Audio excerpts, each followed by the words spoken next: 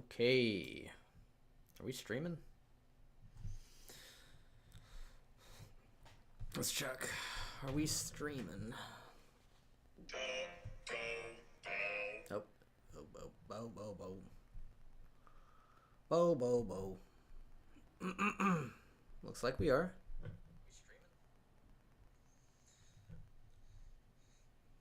Let's check. Are we streaming?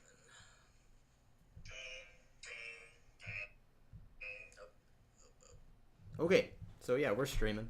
Hi, how's it going? My name's Den. And welcome to the Chess Den. We're going to warm up with some puzzles and play some games. And right now on chess.com, I'll give you a good idea of where I'm at in my chess journey.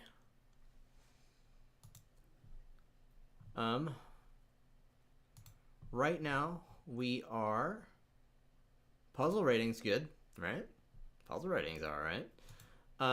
But right now, as far as our rapid is concerned, which is what we're concerned right now, as far as our rapid rating, what we're concerned with is our rapid rating, and we are around 600 elo, 675. I've been stuck here for quite a while, as you can see, with this. I believe this is a 90-day, 90-day graph here. Yeah, a slight improvement, but I do want to get better, and this stream I will be just sort of documenting my thought process through the game. I don't know, I mean, I don't know if this should be for public consumption or not. I might make it private, so, but I will definitely edit this video later, and yeah, kind of keep it around, see what I can do with it, and analyze the games later. Anyway, let's do some warm-ups with Lichess. So let's see here. All right, so the Lichess puzzle rating's not bad. Let's think about what I see. So typically the way I train this is I see no checks on the king. So the next thing in line is to attack the major pieces. So we have the fatty right here. Direct attacks on the fatty don't seem like they do all too much. I can bring the rook over here. I can bring the rook here. Right? But the queen can escape along the d-file. And it has like tons of squares to do it. It's like basically it has 3 squares to escape along the d-file. It can also come down here and check, you know, it's close to checkmate. Actually, it's not close to checkmate, but it's scary if the queen comes down here, moving our rook and letting the queen come down here. So, what else can you do?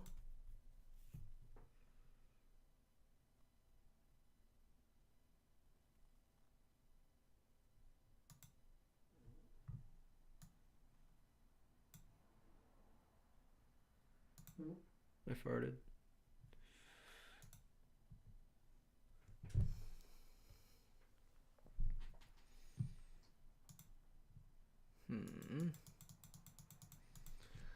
Man, I'll watch this later and be disappointed in myself. What do you do in this situation? What am I supposed to think about? I guess you can kind of destroy this. And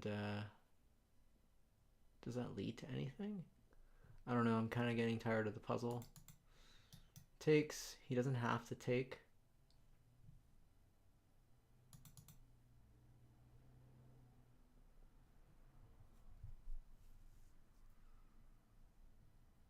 In fact, he can't take.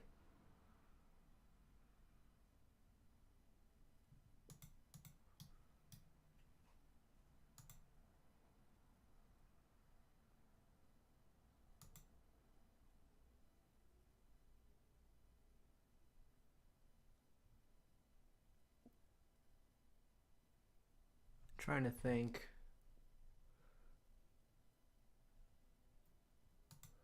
Okay, well, this, if I move the queen over here, it will pin this pawn here. So there's a threat. So we have a threat, we have a threat, and we have a threat. So how should we take advantage of it? Only the queen moves are mate threats.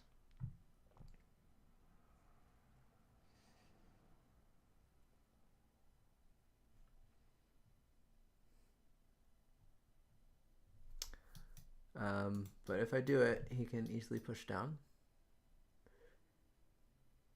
which means, yes. So mate threat here. Can he do anything annoying? He can check, but you know, we can just get rid of it. Oh man, that's not it. Oh man, give me a hint. It is the queen. Why is it that?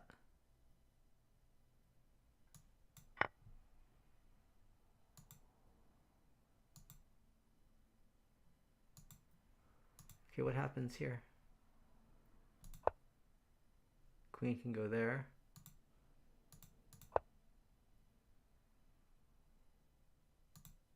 Can't the queen still go here? Oh. It gives us opportunity for back rank mate. So we're threatening mate two ways. Here and here. And you can only block one of them. Right. Okay. That's a good puzzle. I like that. All right. 1819.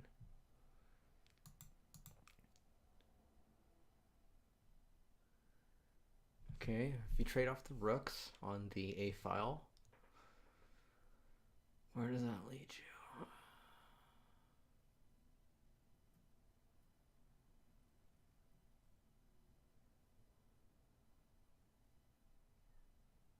Okay.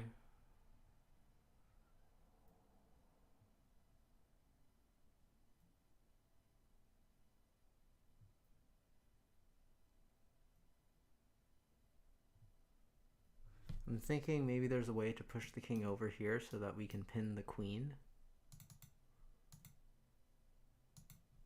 Is there a good way to do that? There is.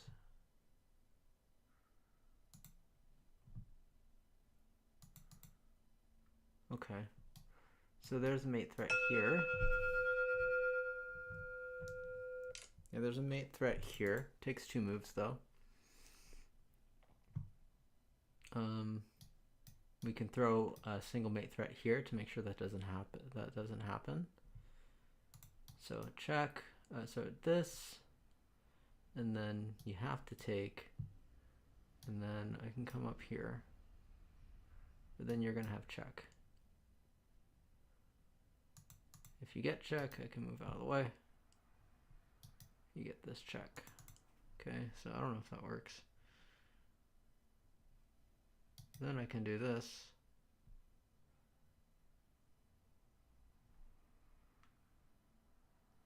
And then what? Take,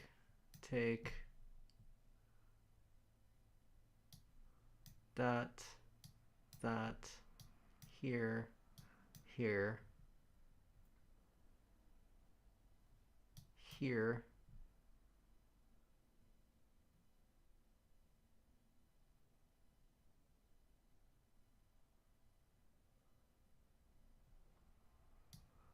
here, here, here, here. All right, let's go for it. Okay, we got the first move.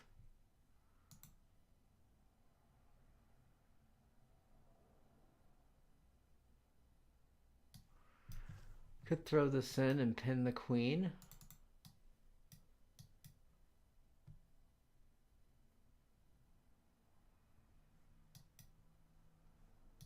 But he'll still have his rook, so it's not that great.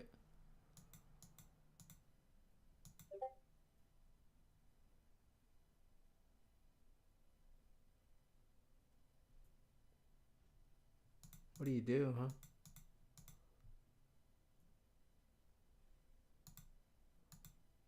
Still the queen move.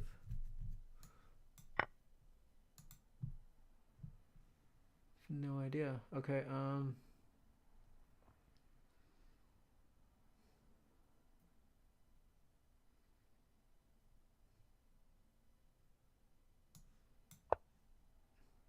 I don't know. What is it?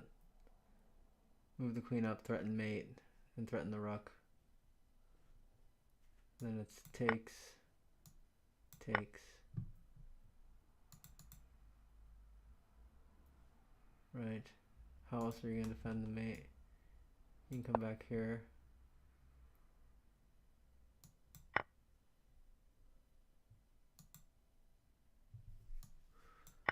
Take.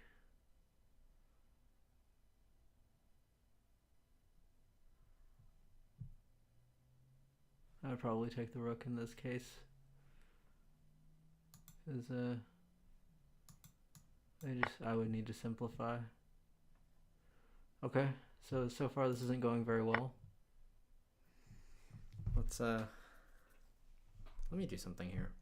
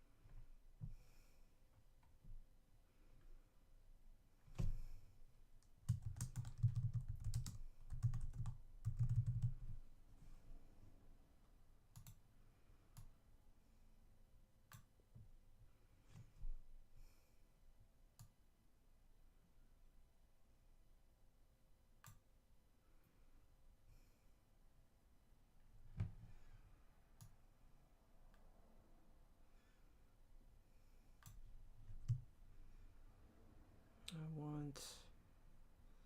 want that little thing below the screen. Nice. That's what I want.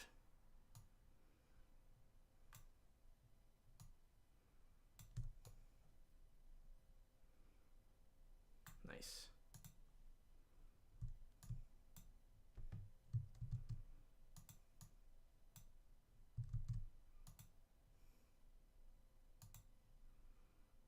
I'm just gonna move you here.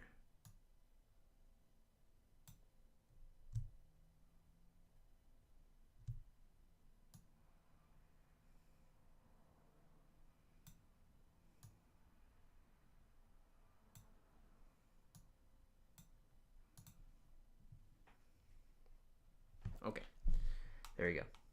2 misses.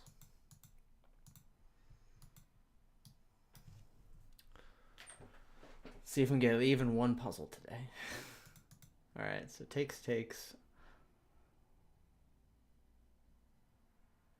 I don't know. Takes here. We got check.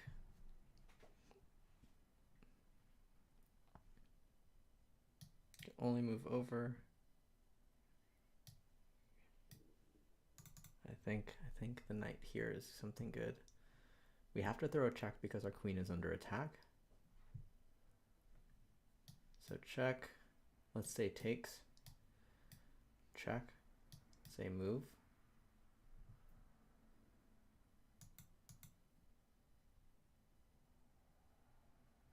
Then what?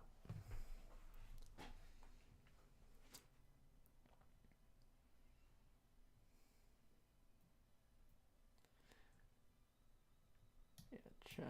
I think we have to start with the check. Oh. What? Crazy. Farting again.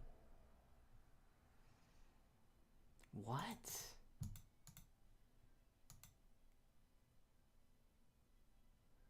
What if we just move the queen here immediately? Why is this good? Moving the queen here first, you just get a mate threat. if you push, then you take out the only defender. Then you severely weaken the f6 square. Has to move over. But then I'm still worried about threats over here. You know, okay, let's see what's everything you can do.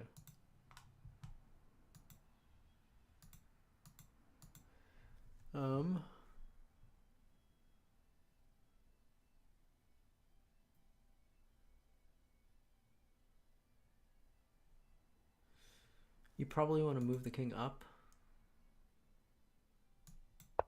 No. Really?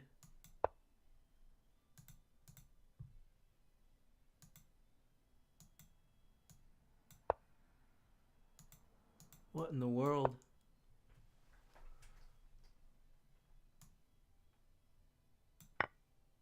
Oh, it's protected. Okay. Yeah, wow, we're not doing good at all today. We need to get back above 1800 before we start. Okay. Rook takes. That's check. King has to move. Can check again like this. Then what? Then the queen comes, blocks it. Or the rook comes, blocks it, can attack. But right now, as it stands, we do have a fork already on the queen and the rook. So as long as if we can get rid of this rook right now, we'll intermezzo. Then we can fork you. He's gonna move the queen somewhere to maybe to here. I can take. Yeah. Okay. Cool. So we got our rating back.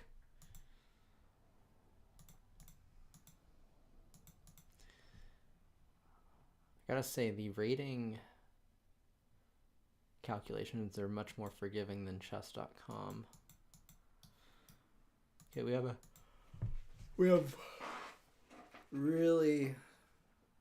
3 checks with the queen.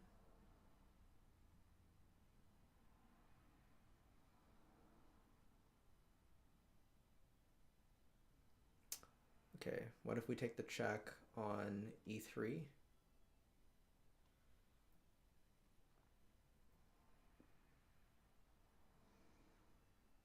Doesn't really get us anything we want. Although we can win the knight, I think. So let's see what gives us what's the best for us here. You check, queen takes,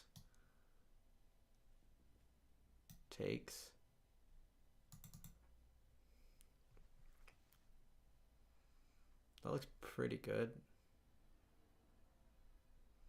Or you go check. King has to move down. Check. Rook takes. No, it's queen takes. You win the knight. Cool.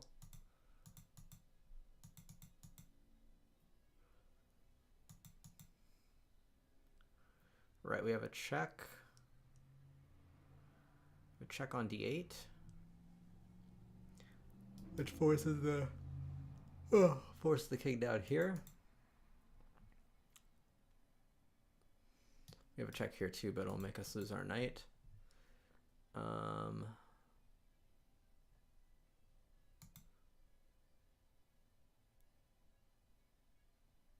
What do we have?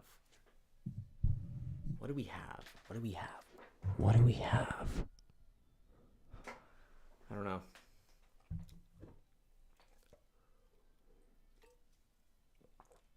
Let's see. All right, check. King moves down to a7. Not forkable yet.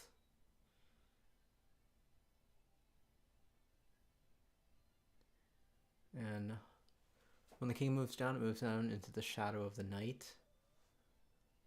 So doesn't seem all too useful yet.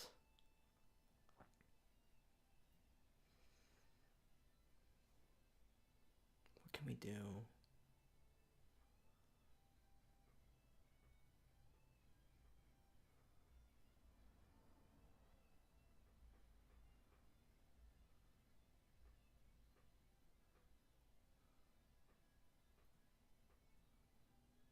Okay, well, we can attack the rook. Okay, I see a possible fork opportunity. How does it happen, though? I'm not sure. We can also try to get rid of the queen this way, right? Oh, actually, we can't. What do you do here? I feel like check's part of it.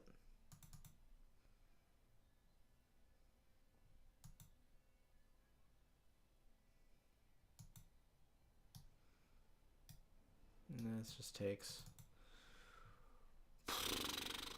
Check. Move.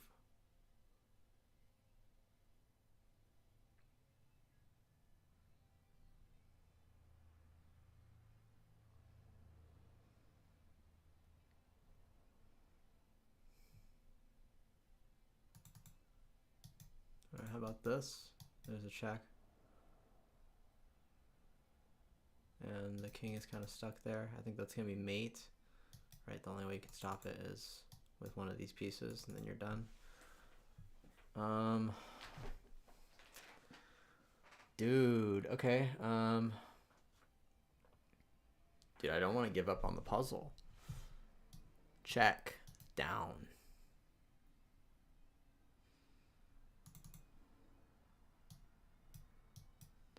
Check. Sorry, check. Takes. Sorry, check. Doing it wrong order. Check. We just lose a rook. Ugh, we just lose a rook there.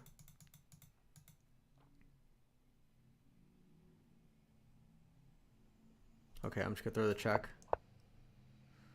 Now I have no idea what I should be doing here.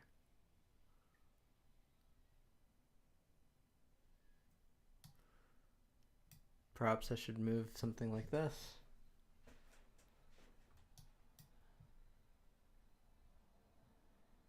If you take, I can take. But it does open up the possibility. Okay. I don't know. I need a hint. Where does the knight move? Where does the knight move?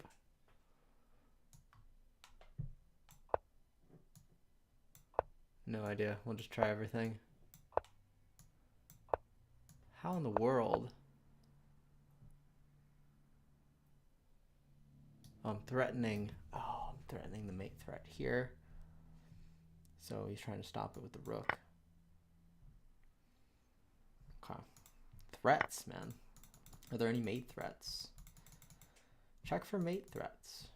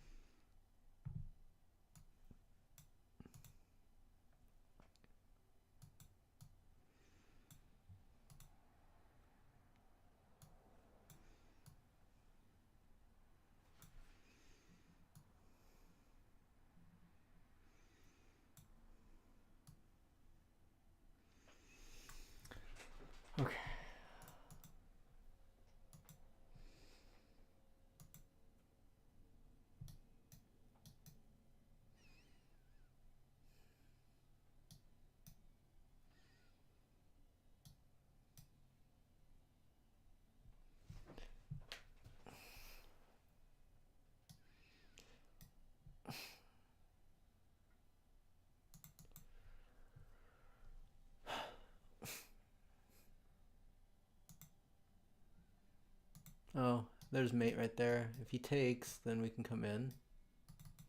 So you're in check. You have to do something, and I can still come in no matter what. It's mate. Good, easy.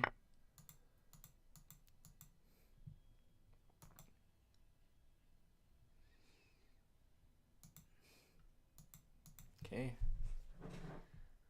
Our pieces are well aligned here.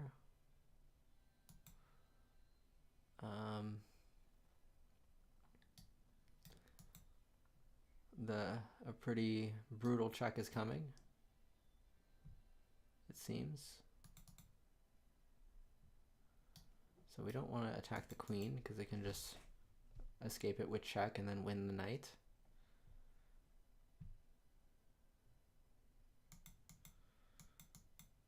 If it does go there though, what does that mean? It means that we have this check. No, we don't.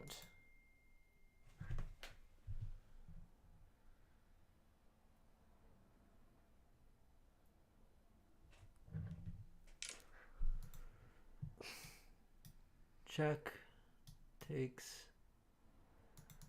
can take with either.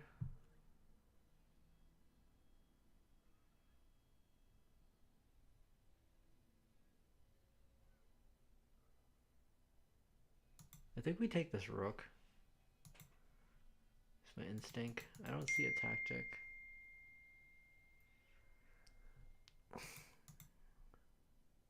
But if we take with the queen instead, we have a mate threat. So I think that's what we do. No. Neither of those things. Here we fork. But the problem with it is that you can just take the queen.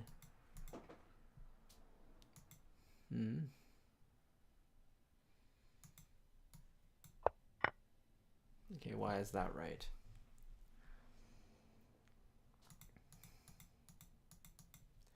Our queen's still pinned.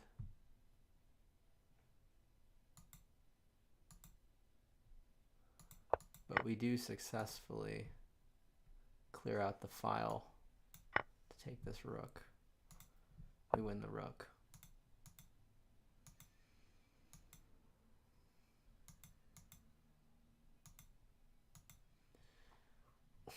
Okay, I think the move here is to win this. No, it doesn't. Instead, you want to just push. Yeah. Yeah, push.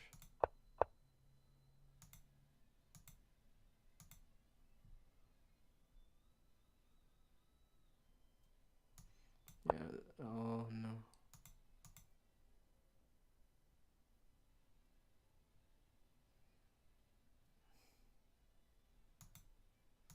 What? How's that not right?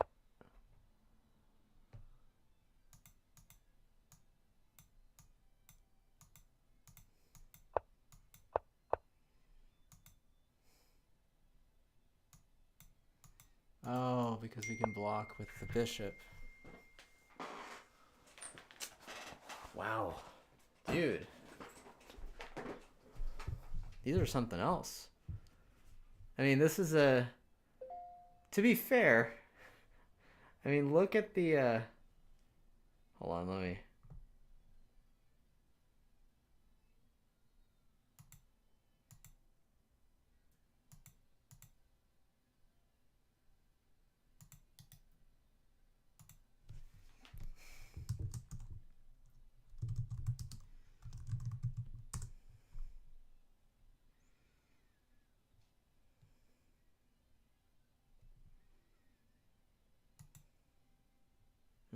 That's weird.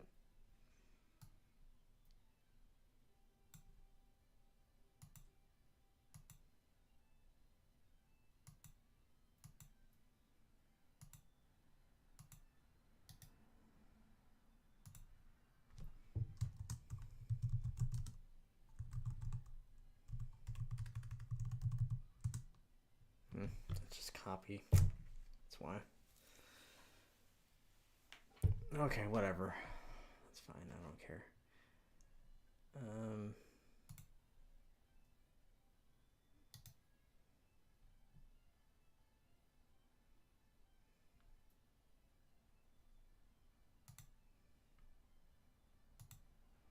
To be fair, the rating of this puzzle is, I mean, these are like, it's like a match with an IM. These are like 2,300 rated, 2,500 rated people. You know, seeing that's hard.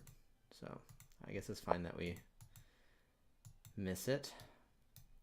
Check here.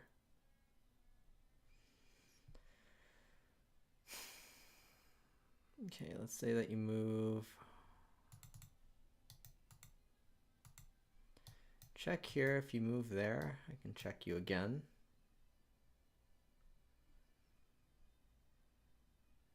And you're kind of confined to this box. Check you again. That looks good. Let's just start with it. Oh man. Dude, it's like you think it leads to something and it just doesn't. Alright, well, rook covers this. If we come over here to check, we can get up there.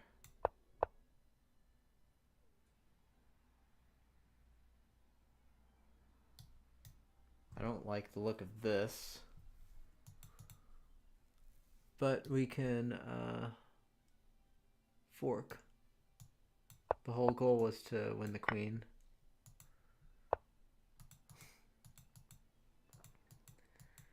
Yeah, I don't know if these are hard today or if I'm just dumb. I'm probably just dumb. Oh boy. Okay, we have no checks.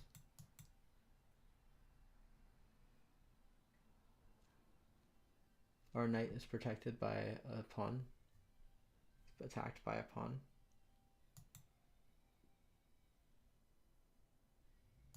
We can attack the rook.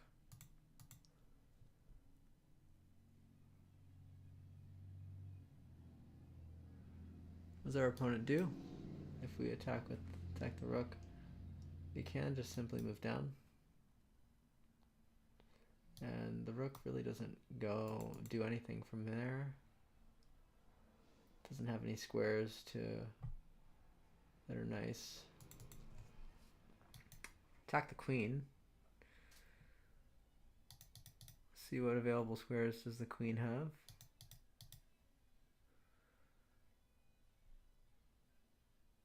Queen has not that, doesn't have that, doesn't have that, doesn't have that. So the queen is somewhat trapped. It does have an escape square here. And if you escape there, can you take advantage of it? I think so. Yeah, the queen's completely covered here.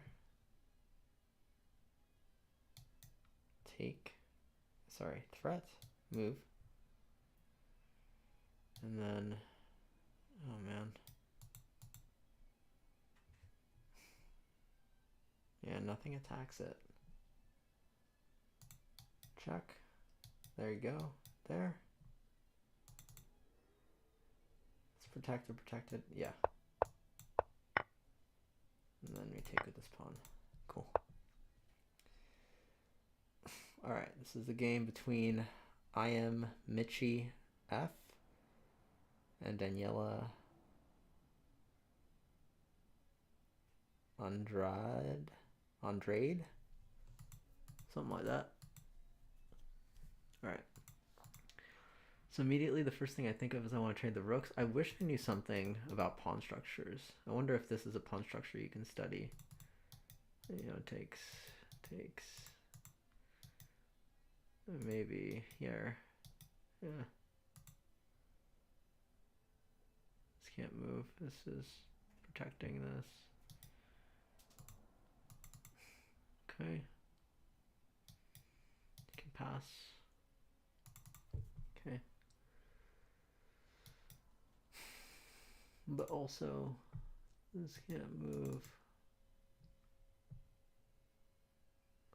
King is stuck where it is, unless if we trade off the rooks, then the king has access to has access to e3, blocking off the king from e3, right?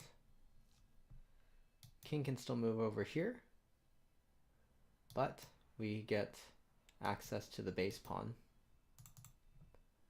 And the king over here can't really get through. If we push this, king's not going nowhere. So I think that's the move. Trade off the rooks and take e3.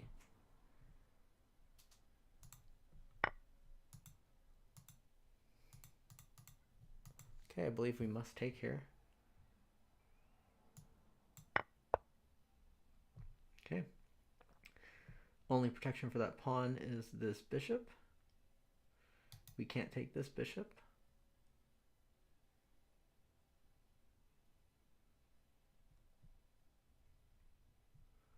If we attack the bishop, we can get these off the board and then take the pawn. Right? Forced. Yes, that's good. Okay, I think the brain juices are finally kind of puckering up here. Okay, I see an Anastasia's mate along this file, especially with the other rook to come and reinforce it. Feels nice. Wondering if there's a good way to...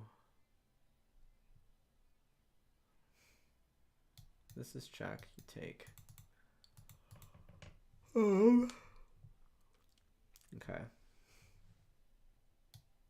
Move here, the only way to take it is with the pawn, because otherwise you'd be putting yourself in check.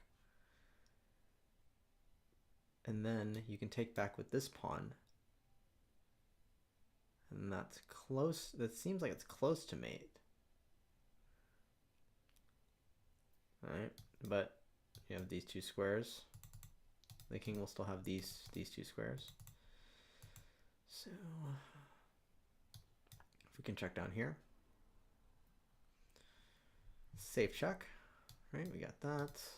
Hitting that. King will have to move up or up and over. If up and over, we have this. Can block with the knight.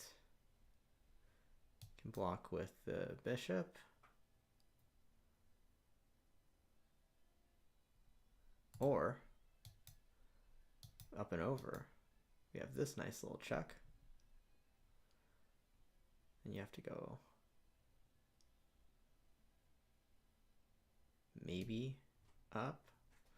If you do up, you open yourself up to checks.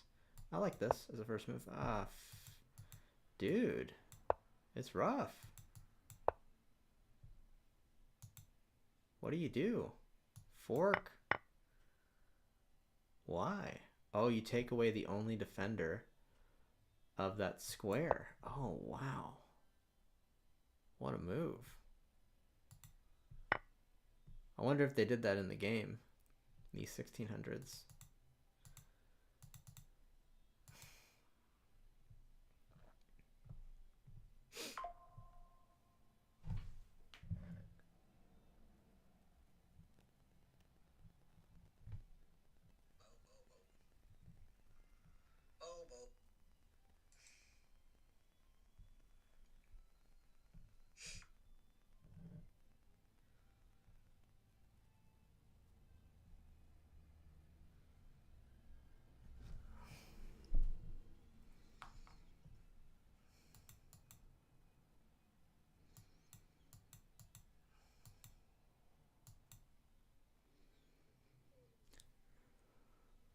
Oh man, okay, so we can actually fork the knight and the queen. I don't want to think about it too hard. What are you going to do if I do that? Are you going to attack my queen or something like that?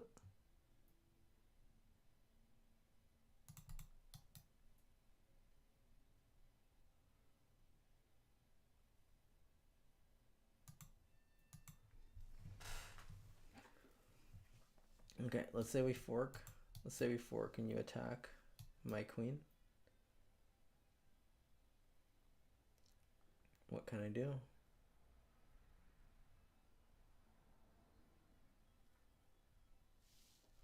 I can move up here and put you in check. And then once I put you in check, I can win that queen. Or actually, yeah, that I can't move up.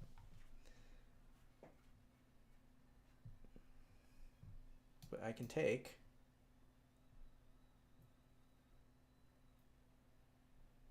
And if you take, it's check. It's bad for me.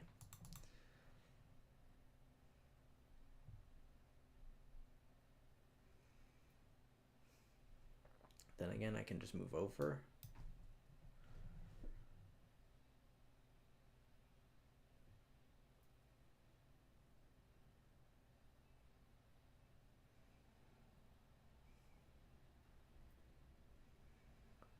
And you have a serious problem with this rook. So I think I'm going to go for it. Interesting. So this means that we win the rook, right?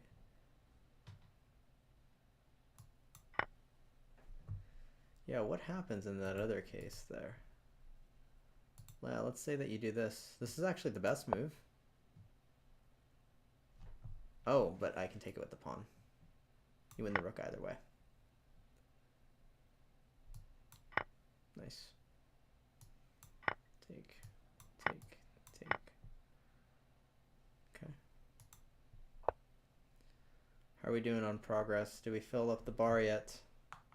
Almost. How many more do we need? A few? It's 8:30 right now. 8:30 right now. We need to get some games in. All right, let's do one more and then I can get a game. Let's get on 1850. If you're just joining, this is just me alone at home, figuring out what life is. We'll edit this video later. It's not really made for public consumption, but if anybody's here right now, you can talk to me. I'll talk to you. You know, we'll keep each other company in this struggle of 600 ELO chess, which is my current rating on chess.com. Okay, anyway. Let's see. We have a rook along the F file. There is this check here. There's this check here. King can come back here, but it's not a fun place for the king to be, right? So if you check here and the king comes over here, what can you do? I think, well, the king is already restricted as it is. If we simply move the king here, we take away all the escape squares. Okay. So the mate threat was enough. We can actually mate right here. Yeah. No, we can't because our our pawn is pinned. Okay, let's say that we move this way. If takes, king escapes. All we have to do is move over a little bit though. We can get what we want. Actually, you move over here.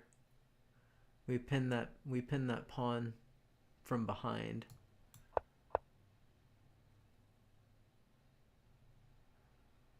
Then we can win the pawn.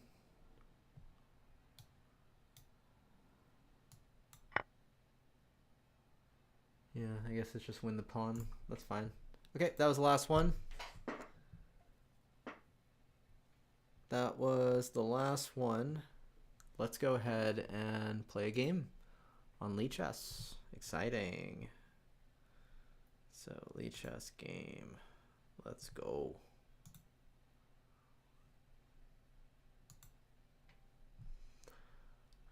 Let's start with the 10 rapid. So I plan to play 4 games today, at least, maybe more.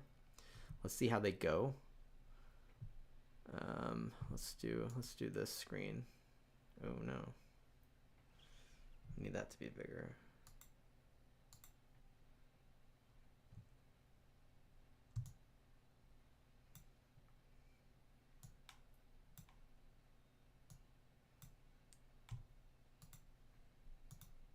Oh. Timed out. Hopefully we get white again. I really wanted that opponent. Just to give...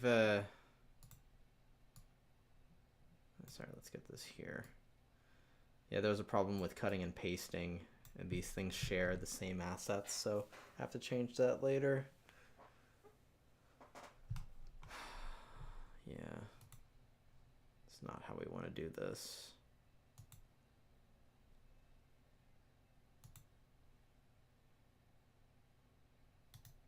Let's just remove this from here.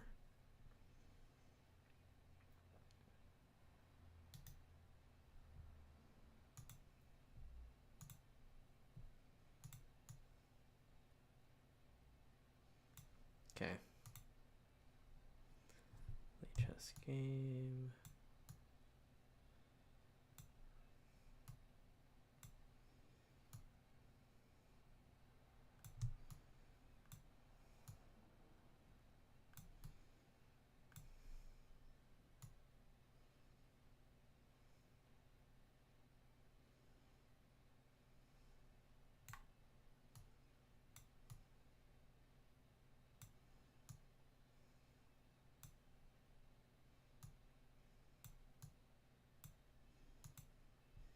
Okay, let's try this again.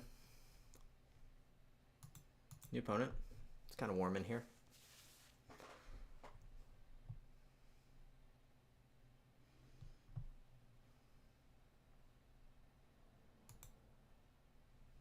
Are we frozen? Okay, that's good. Let's go ahead and lead chess game so you can see the board. All right, let's go. Our opponent is rated 1217, which is about something like 680 on chess.com. Maybe 670 on chess.com. I have the choice. I know a few openings. We can do Accelerated London, or we can do Jobava, and I think I like Jobava. Okay, he comes out with that. Plays a French. All right, well, you know, let's go play your French. Play your stupid French.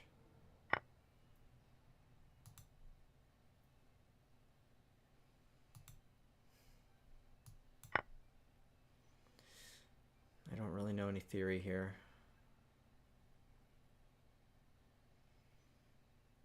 But, you know. Oh, really?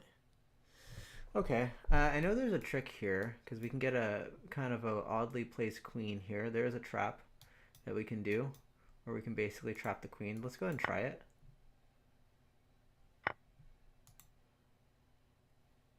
So we're going to go ahead and come here. Ooh, the order. Oh, we didn't do the move order right. It's knight out first, then the bishop. Let's propose a take back for the hell of it.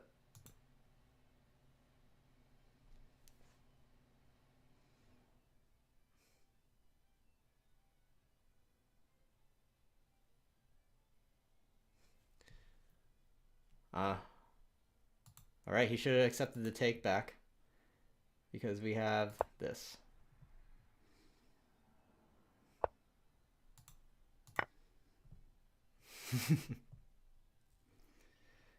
I guess starting with the bishop's nice then, you know?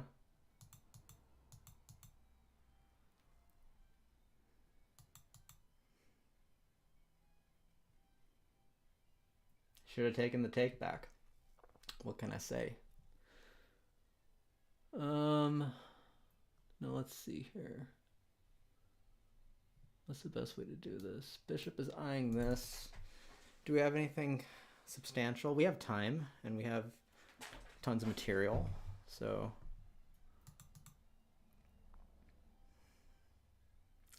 Maybe we advance the pawn on the queen side. Or we can also just develop and kind of get castled. I like that idea too. Everything's good. It's not like any of these are bad options, right? So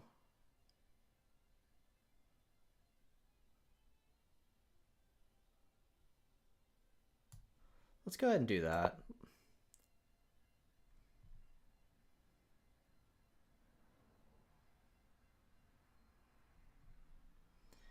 If bishop comes out, we can just attack this pawn. Bishop's defended. Okay.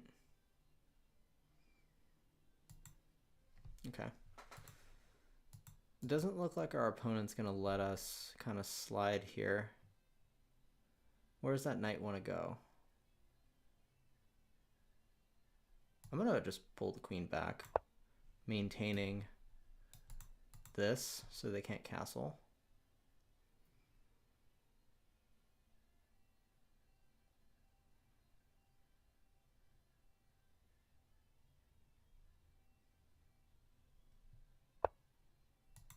Oh, man. Aren't you special? Come on.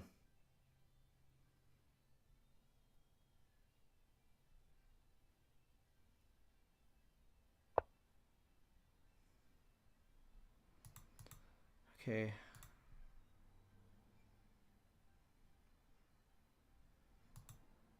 Do I castle on the king side? I can't. Well, there's not going to be another opportunity to castle. I know I can castle now, and I don't know if I'll have an opportunity later, so we'll just do it now. If I don't win this game, I'm gonna be real pissed off. Real pissed off. All right. That was my phone.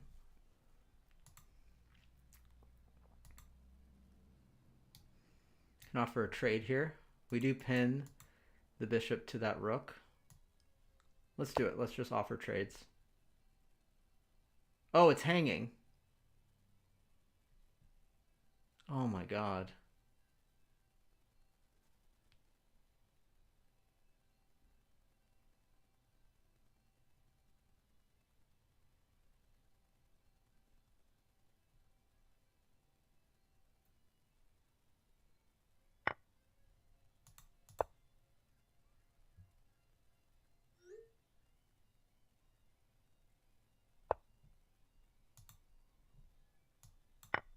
Okay, this is a really bad game.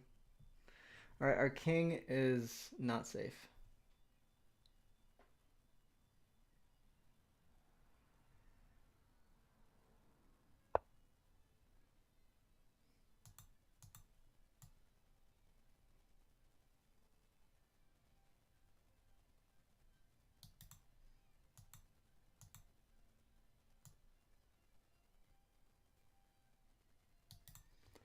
All right, is there a way to get our king safe?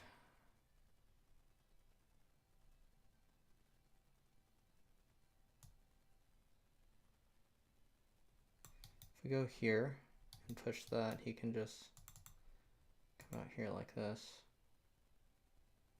Man, I don't like this.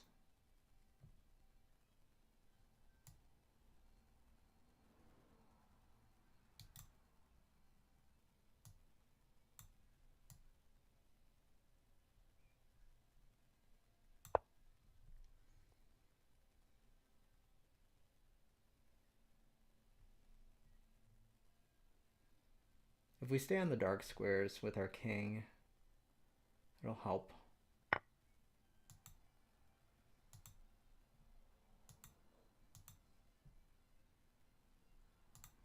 He just blundered his bishop.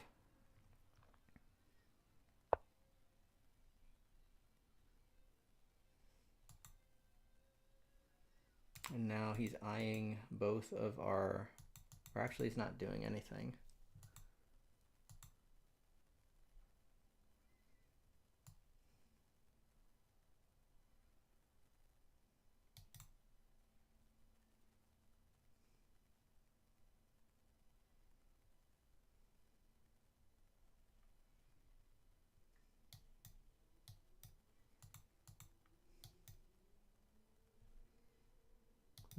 These are the only ones that we really care about. That's protected.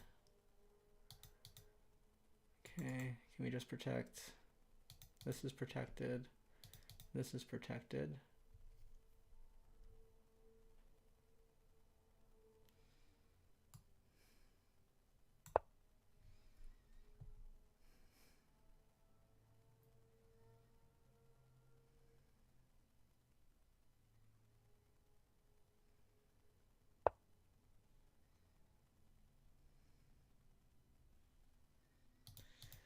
which means the knight's going to move either here or here or here. Move here, that's not very good for you.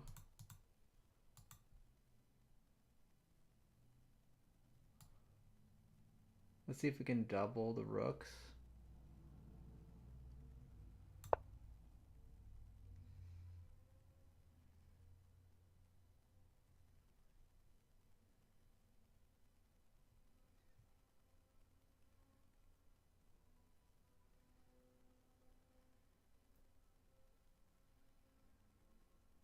This is a terrible game.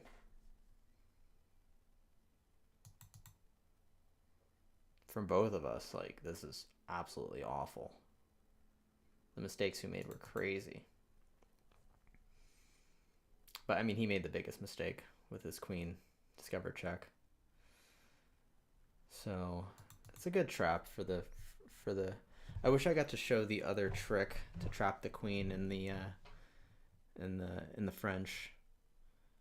But I guess that works just as well, and it's nice that I was able to see it.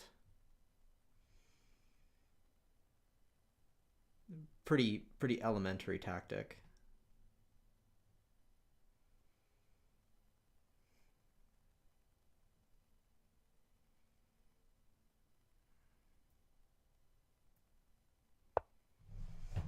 Okay, we're definitely taking that.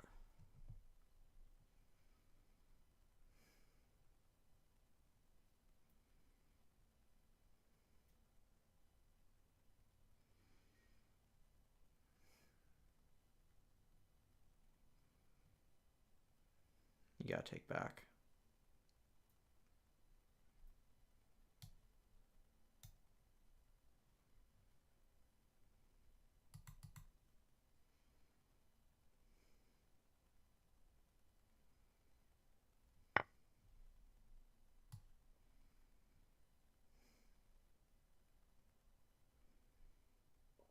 Let's see if he moves it back to where I want him to move it. This is actually... Oh, this sucks. He actually has this now. Oh, I could have moved the rook first. That was the move. All right. So can he get to here? Yes. Oh, but it's not... Yeah, okay, that's fine. Yeah, it's protected by this pawn. So we'll be fine.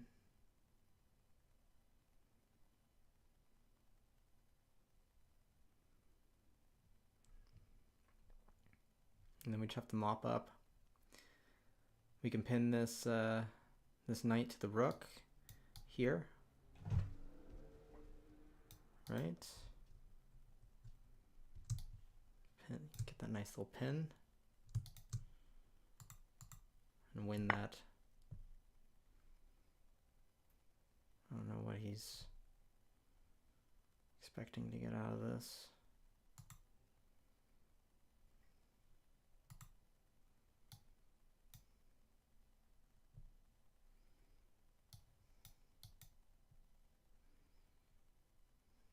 This is the square that's common between them.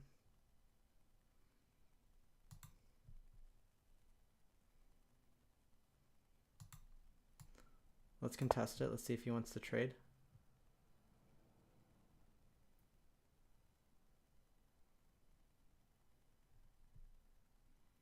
We at least get that rook off the file. Okay.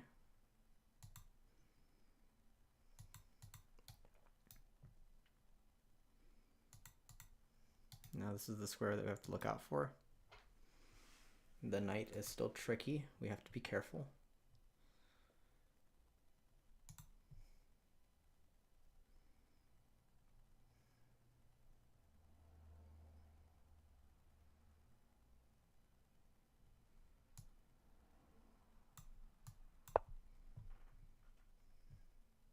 Push the pawns. Okay, where are you trying to go?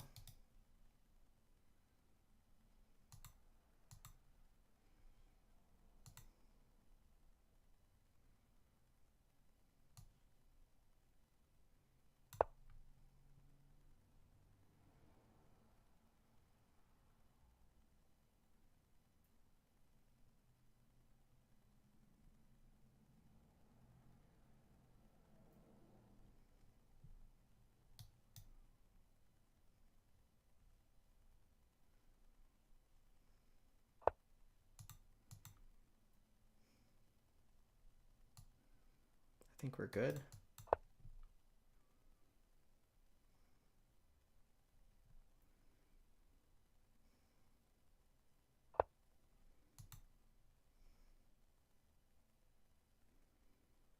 Okay, little fork.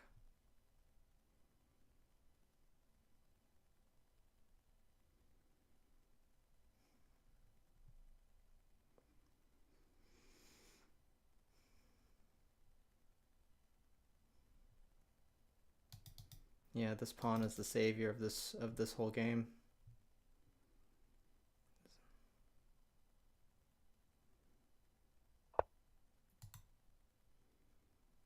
Okay. Take that while we can.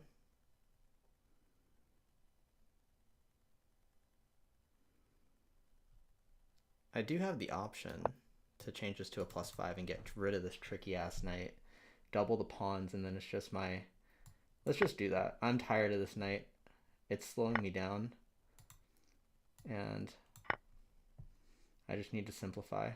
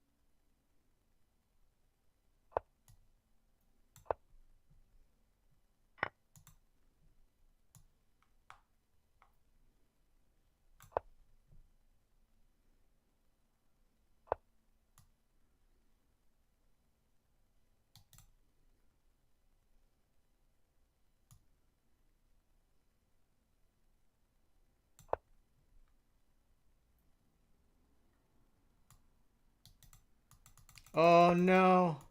Oh, thank God. He didn't see the skewer. Or actually, there was none. Is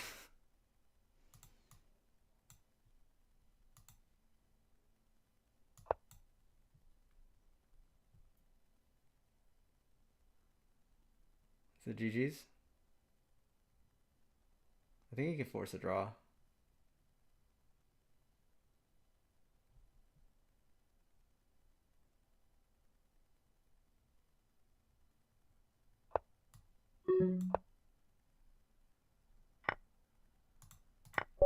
Whew. Okay. Could he force a draw there? Okay, let's see.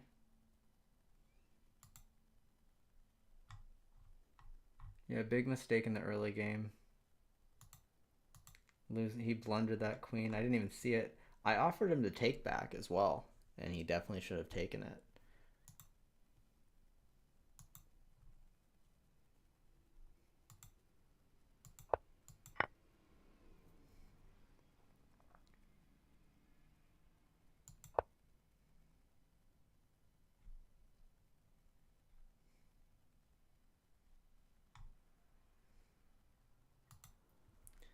Now, what was this?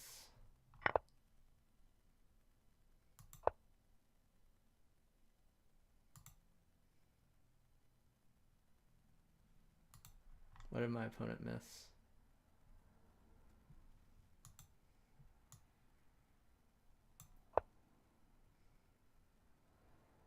Why is this equal?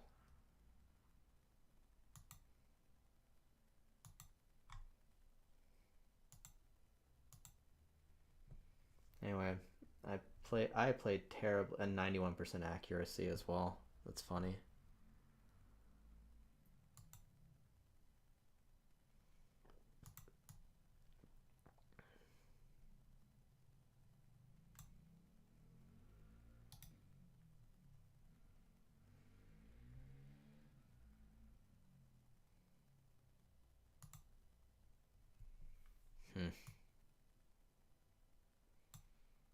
That's hilarious.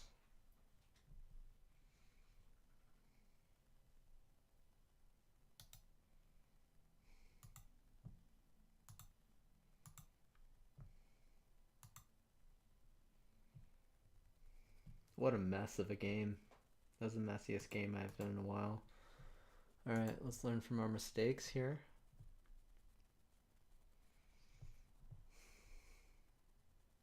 Well, that was the right thing to do.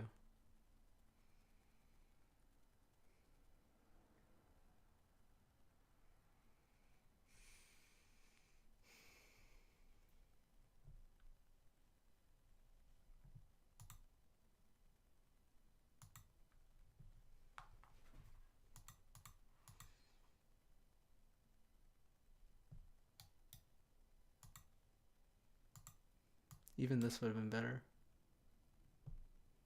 Yeah, just develop.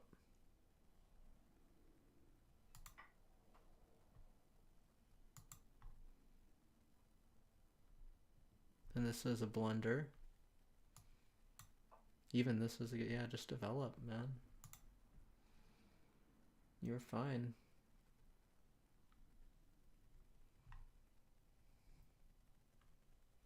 I can't believe I'm only 2.3 here, though. That's fine. Give it a second. All right. Take a little break. And then be back in a bit.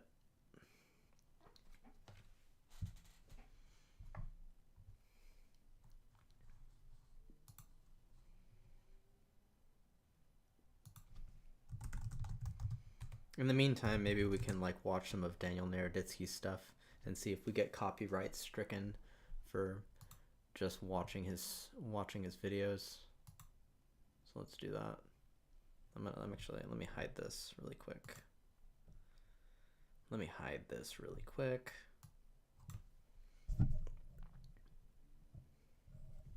Yeah, that should do.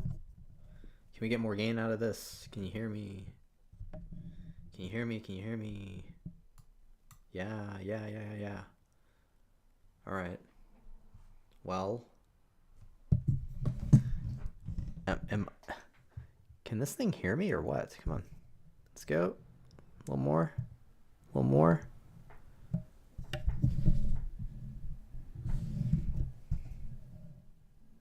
I just want it to sound nice. That's all.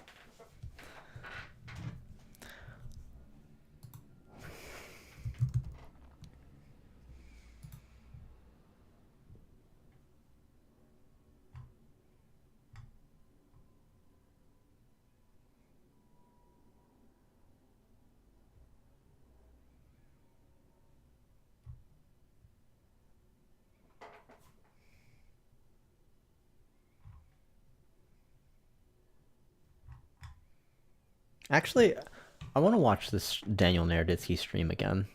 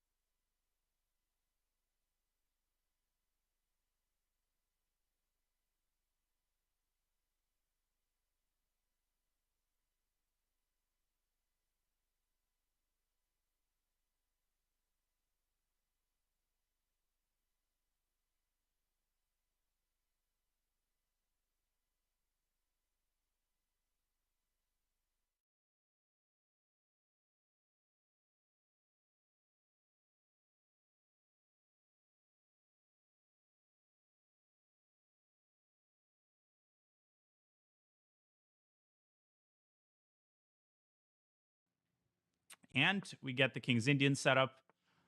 And white plays d3. So one sort of important thing to keep separate in your mind, right? The difference between the English opening setups and sort of 1d4 setups, the queen's pawn game setups.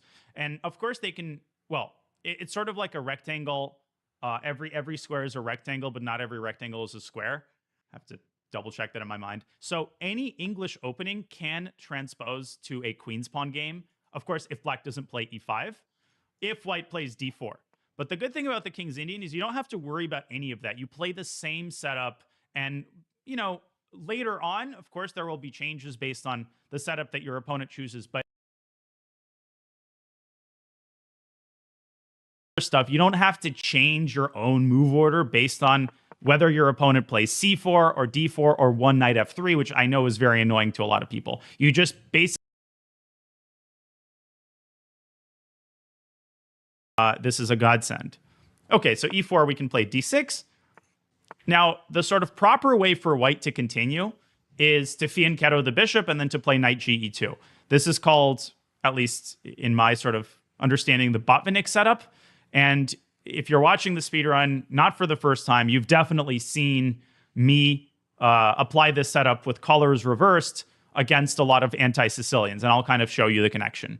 Bishop e2 is not particularly congruent with the pawn structure that white is choosing. Of course, you can imagine if this position occurred with the white pawn on d4, this would just be a mainline King's Indian.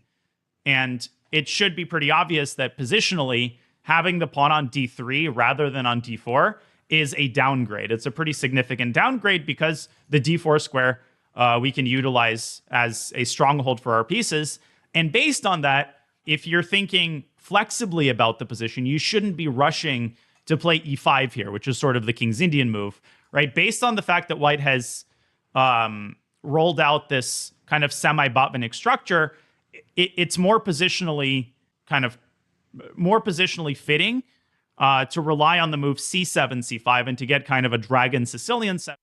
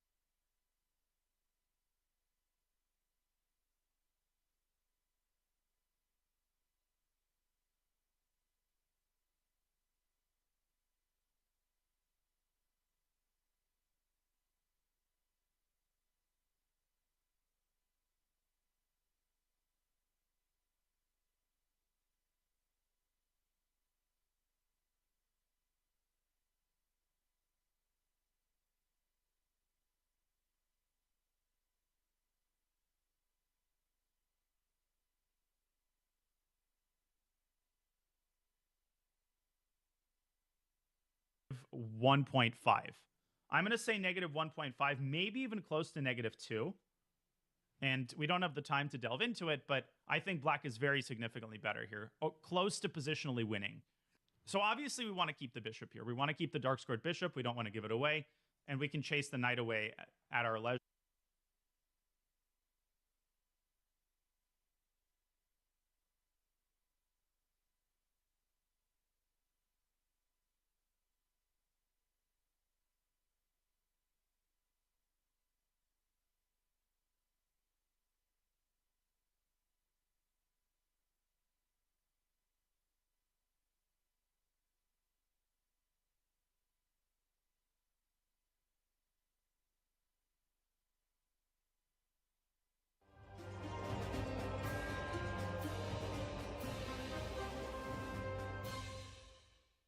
I am working on a course, and I kind of want to introduce some key ideas. So we are going to deviate from my official speedrun recommendation, which is 1e4, and we're going to play a Jababa London. I'm going to kind of give you the general ropes. We're not going to delve too deeply into the theory, but I kind of want to show you that this is an opening worth your while.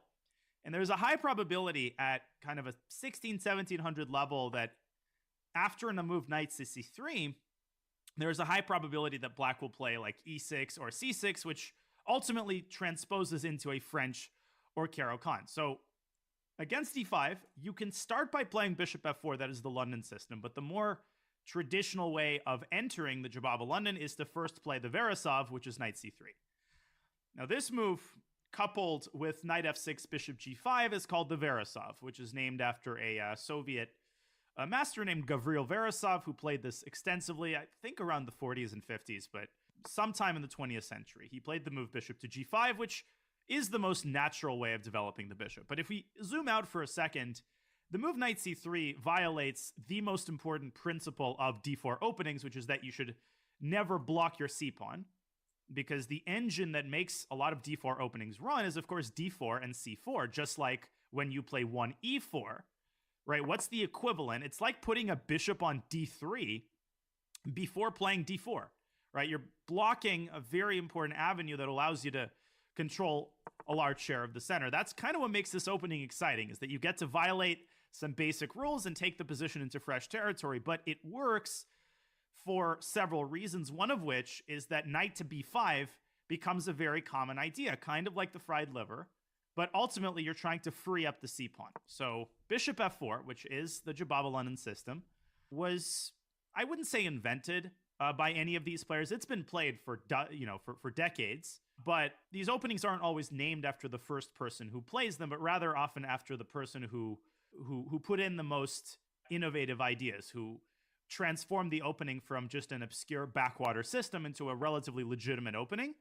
And Badr Jababa, Richard Rapport have both done that. I myself have been playing this system for around 7 years, really since 2015. I don't even remember how I learned about it, but I found it to be incredibly versatile. It's not easy to play against in Blitz and Rapid, and I think at the intermediate player level, it's an incredibly good and practical weapon. So bishop f5 is one of the most common responses to bishop f4. The others are e6, there's a6, there's c5.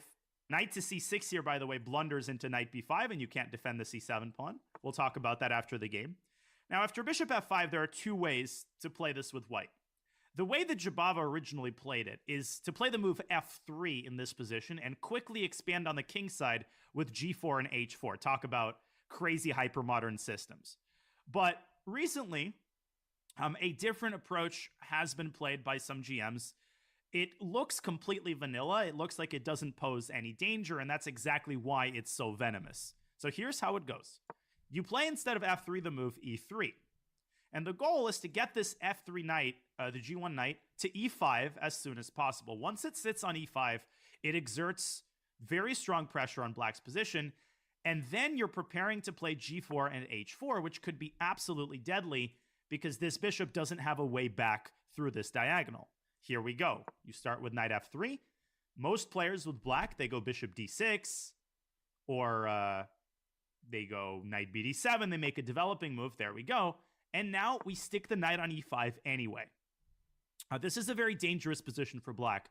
The best move here is h6, but not a lot of people know to play this move because most people don't perceive the threat, and they end up making a mistake, such as castles, or most common move is knight b8 to d7, just continuing the development, which is, by the way, not a bad move. Knight d7 does indirectly defend against the threat of g4, but we're still able to exert a lot of pressure on black's position in that case. Castles, though, is super common, and that does indeed allow white to play the move g4. No, knight bd7 is not a mistake. Min, for example, likes to play knight bd7 here, and g4 as a response is a very common move that is wrong.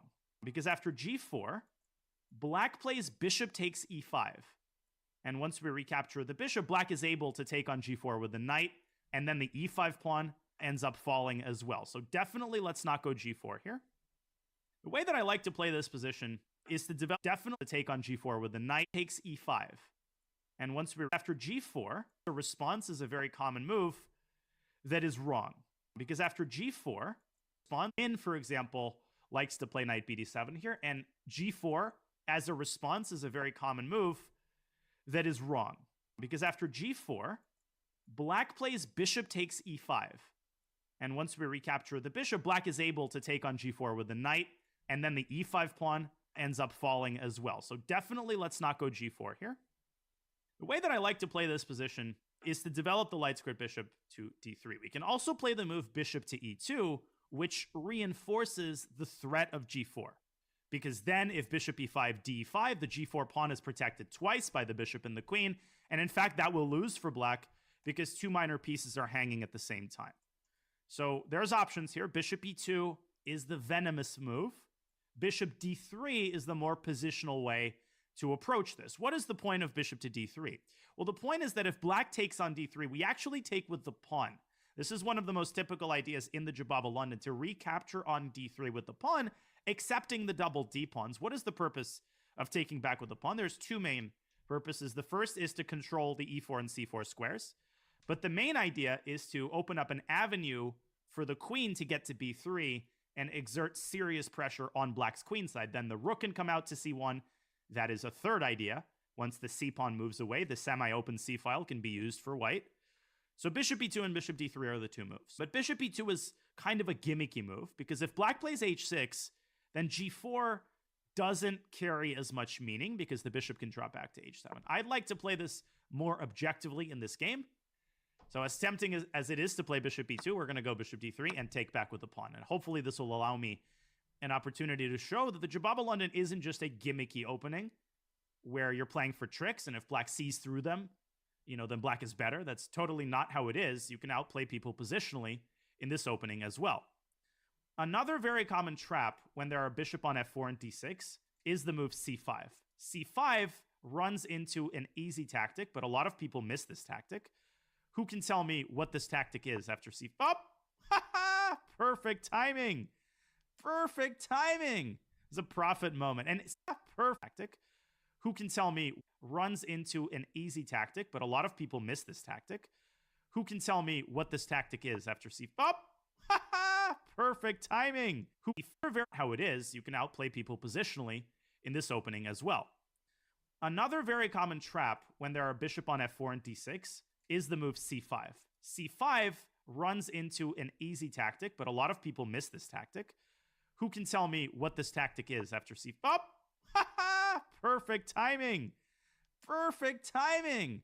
It's a profit moment. And c6 is even worse than c5. So, in fact, there are two ways here to win a pawn. Now, what is it not? It's not knight takes d7. You might say, oh, knight takes d7 wins a piece. Because if black takes the bishop on f4, then white takes the knight on f6 with check and recaptures the bishop, and white just has a knight left.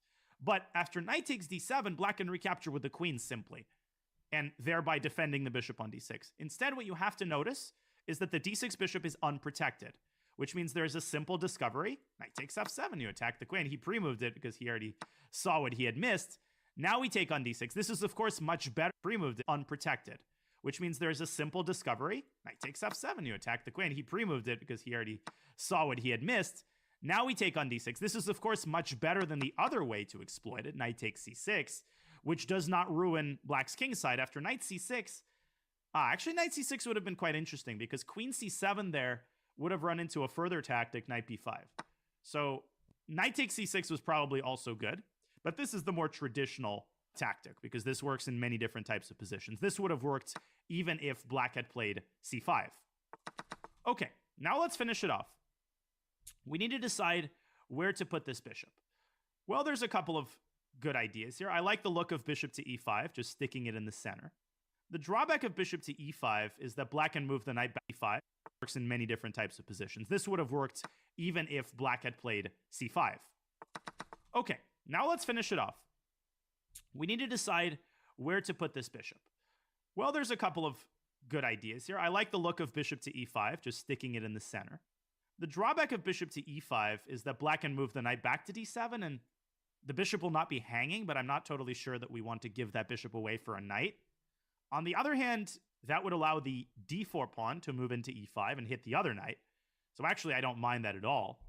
Yeah, let's go bishop e5. Let's keep it in the center. Of course, bishop to c5 or even bishop to a3 was also interesting because it prevents the rook from getting to f8, and it prevents black from easily completing the manual castling. Although that's not really true because black could go rook e8 and tuck the king away on g8. So we're not going to checkmate the king here. We should settle in for the long haul and, try to... We were assuming that black will eventually get his king to g8. That's what I would do with black here, rook f8 and king g8. We're up a pawn. We have a good position, but there's a lot of technique that we still need to show. So obviously, we're going to castle quickly here, completing our own development. And here there are, again, many ways to convert an advantage like this. There isn't just one path. And this is hard, right? It's hard to play accurately in a situation like this where you're up a pawn and, you've got a lot of tempting plans to choose from. Now, I think that we should start by making moves that improve our position with a relatively low price tag. Moves that don't commit to much, but open up new avenues for our pieces. I see two such moves on either side of the board. So let's see if we can name both of them. Yeah, so one of them is f4, right? Pushing the pawn up, reinforcing the bishop, potentially preparing to open the f-file, and most importantly, opening up an avenue for the rook to lift itself, let's say to g3, where it can combine with the bishop and put pressure on g7. Also, f4 takes the sting out of the move knight b to d7, because in that case, we will allow black to take on e5, recapture with the f-pawn, and open up the f-file, which can be used for attack. Now, is there a downside to playing f4? Well, you might say it weakens the e3 pawn, but how is black ever going to attack that pawn? He's not. Knight g4 is not possible, and even if it was, this pawn is very, very easy to defend, so that isn't even really a legitimate drawback. Rook c8 instantly. I assume our opponent is preparing c5, which is not such a scary move. I'm not even sure that opening up the position is in black's favor here. I don't think it is. If we wanted to be super prophylactic, though, we could go b4. We could go b4 and annoy the heck out of our opponent. And that's precisely what I want to do. Let's annoy the heck out of our opponent. And b4 is a very typical move in Queen's Gambit decline structures. You might be familiar with the minority attack. That's not the idea of b4 here. We're simply preventing c5. Notice the indispensable role played by the d3 pawn. It's controlling two incredibly important squares, c4 and e4. Both of those squares would be important jumping off points for black's knight without this pawn. So the pawn on d3 is what makes our position so waterproof. Queen e7, hitting the pawn. Okay, let's defend it with a3. I still could not draw that arrow. Of course, also possible was rook b1, but why delegate the task of defending the pawn to the rook when it can be easily done by a pawn? That's one of the key positional tenets I've shared, is that in general, a task should be accomplished by the lowest value piece, to leave the higher value pieces free to do more important things. That's why pawns should normally be defended with pawns when possible. Queen f7. Okay. So now I think that we should continue improving our situation on the king side. So f5 here is a very committal move, but it's interesting. f5 takes, and then we could bring our queen to f3, and we could try to quickly get control of the f-file, but I'm not convinced that we will get control of the f-file. If we look at it, f5, ef, rook f5, black can put the queen on g6, and if we play queen f3, the knight can drop back to d7. Then the bishop is under pressure, and we run the risk of sort of collapsing in the center. So I don't see the need to rush f5. The move e4 looks good, but I also don't see the need to play e4. What does that move really accomplish? What if black does nothing after e4? Right? How are we going to proceed? Well, you could say we'll play f5 then, but that enters into a lot of tactics, and I'm not really sure that I want to do that, given how nice our position is. So instead, let's continue improving our position. We already have several ways of doing that. We can play rook f3. We can play queen f3 and get the queen over to the king side, which I really, really like the look of. But let's play according to how we initially devised, which is rook f3, preparing for the king side attack and not worrying that this bishop is going to be targeted because it's so well defended. Yeah, of course we could also play on the queen side, like a4 and stuff, but the king side's really where it's at. Okay, knight d7. This does not contain a threat, but that doesn't mean we should fall asleep, because I assume that our opponent is going to move the queen and then take the bishop on e5. So what I really would like to do here is involve this last rook, right? Rather than completing the rook lift, which would allow knight takes e5, I think we should begin by involving this rook and putting it on f1 because I am anticipating a battle for control of the f-file, right? The battle for Winterfell is going to happen eventually. Well, let's bring Jon Snow over to f1. Queen e2. Queen e2. Oh, rook a2 is possible, but while we're at it, let's put the queen on a nicer central square. Also good was rook a2 and rook f2, although I like it less because on f2, the rook would be susceptible to a potential knight to g4, right? You want to put your pieces in such a way that they're least vulnerable to moves that could potentially be annoying. Whoa.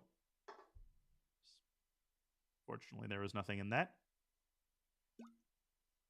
So again, why is knight takes e5 not possible? Because we recapture with the f-pawn hitting the knight, and the knight cannot move because the queen is pinned. What are our next few moves likely to be? Well, rook af1. Then we can complete the rook lift now that we've got a rook that will watch over the f-file. And we're just going to continue accumulating pieces on the king side. Nothing happens fast in these types of positions. You have to accumulate gradually, and eventually something is going to give, or you're going to have to be the one to open up the position. But at this level, more often than not, people, they lose their patience when they're under this much pressure, as we've seen time and time again. We just have to be alert in case the blunder arrives at our doorstep unexpectedly. No, this is not completely lost even at my level. No, this is far from completely lost. I would not be confident here that I could beat Magnus. Like, not even close. Probably, if I had this against Magnus, I would win. In a classical game, I don't know. It's hard for me to say, but maybe like half of the time and then 25% would be a draw. But I would definitely lose like a certain share of games from this position. We're just up a pawn. The game is not over. King h8. Now I don't see a reason for us not to play rook f1. Let's proceed according to plan. And already f5 looks quite a bit more appealing now that we have the beef sitting on the f-file. No, I've never played Magnus in Classical, sadly. Maybe I will. Where is Hodor in all this? Yes. Hold the door. Knight g4. Okay, so that's an interesting move. Our opponent really trying to go after this bishop. There's a cool tactic here that I'll show after the game. We're not going to play it, though. Now, there's a choice here. We could leave the bishop on e5, but we actually do have the option of playing bishop to d6. Because on d6, the bishop is surprisingly safe. It's in amongst the trees, but it's really hard to attack. And I don't want to give this bishop away for no reason. I don't see a reason that we shouldn't play bishop d6 here. Moreover, it chases the rook out of f8, which makes the possibility of f5 more tempting. And the bishop could always return to e5. We have home base, so it's not like the bishop runs the risk of getting trapped. Rook f8. Yeah, bishop g7 is the gimmicky move that I saw, but we'll analyze that after the game. Now, f5 here is a super tempting move. The problem is that black can keep the f-file closed with e5. And in that position, we have a cool tactic. Let me think about this for a second. It's a cool tactic there that might work. It actually very well might. Okay, this is unfortunately too tempting not to play. Yeah, let's go f5. And the logic of this move should be evident and clear. I mean, h3 is what I would play at my level. I would play h3, and then I would probably play f5. So maybe I should do that, given that in the speedrun I try to play exactly like I would in a classical game. Let me think about this for a second. Also good, by the way, is rook to g3. Same idea, chase the knight out of g4. But then maybe the knight can drop back to like h6 and f5. Whereas after h3, knight h6, we can lock the knight out with g4. We can also play e4. Good move. Maybe e4 is the best move. I don't know. You know what? Let's leave the craziness for another day, and let's play h3. You know, important thing here is to emphasize good habits. I'll show you some of my analysis and thoughts with f5 after the game, but it gets needlessly tactical, and that's not how I recommend people play. Yeah, all of the pawn breaks are controlled by white, like e4, f5. Hess really points this out. The side that controls the pawn breaks has a big advantage. Here, white controls all of the pawn breaks. Okay, knight h6. And it's important not to fall asleep here because knight f5 is an annoying move. The knight could start massaging some of these dark squares.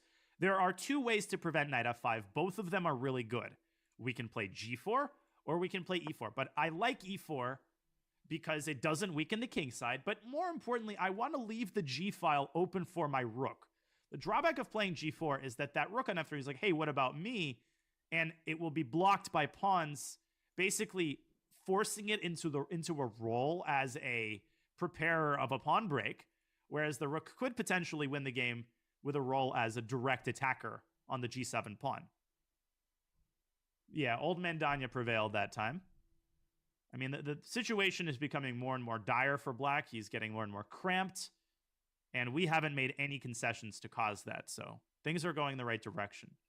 So given the option, I would not play e5 here. That would be counterproductive because it would reopen the f5 square for black's knight, and then d4 would be hanging, and d6 would be under attack. So definitely not e5 unless we can supplement it with the move g4.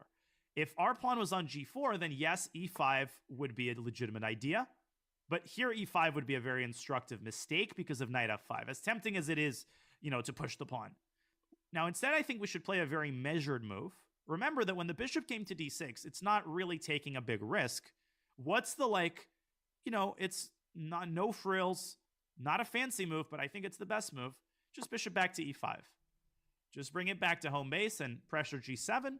Also, we're protecting the d4 pawn. So d takes e4 is no longer scary because we can just recapture with the pawn, and that rectifies our pawn structure.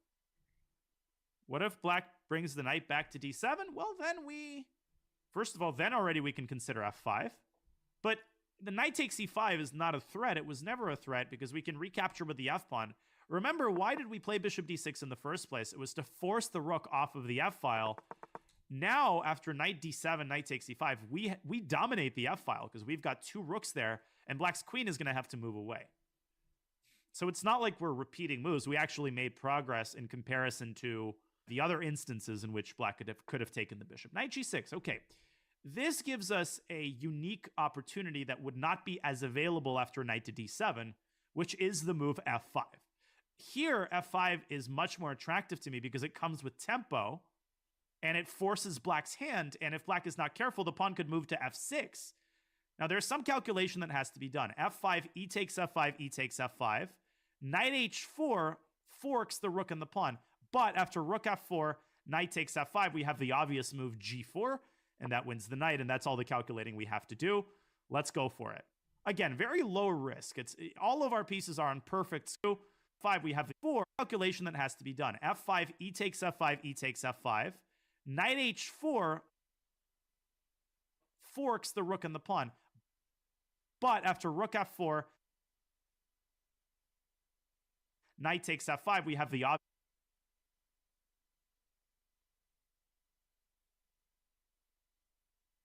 obvious move g4, and that wins the knight, and that's all the calculating we have to do.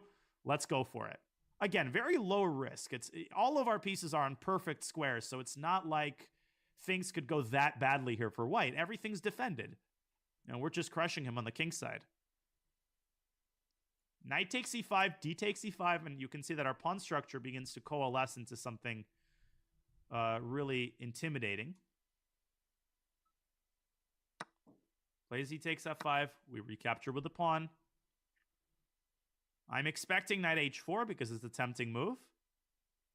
There was an interesting detail that I missed. We'll check this with the engine because there was the possibility of playing DE, and then knight e5 and queen c7. Crazy idea. We'll check it afterward. So maybe f5 was a tactical error, but we'll see. Yeah, we're just strangling black. So if knight e5, then we play DE, and our pawns should decide the game. Also, the knight on h6 is totally out of the game, which is really helping us. Putting that pawn on h3 was a great decision because it closes off the knight's last remaining activation route. But the thing about the boa constrictor method is eventually you have to act. Like, you can build up for so long, but eventually you have to transform that advantage into something more concrete. And choosing that moment is a very, very hard skill, and it's not a skill that I've mastered. that you can never really master. There are some players who are absolute masters of that skill, like Carlsen. He's the ultimate boa constrictor. But if you look at his games, even his blitz games, he doesn't squeeze you to death. Eventually, he launches an attack or he uses his positional advantages to transform it into something more tactical. Kramnik, Karpov, lots of players that you can look at for more inspiration on this style. Karpov was the original boa constrictor. I think that's what the nickname was applied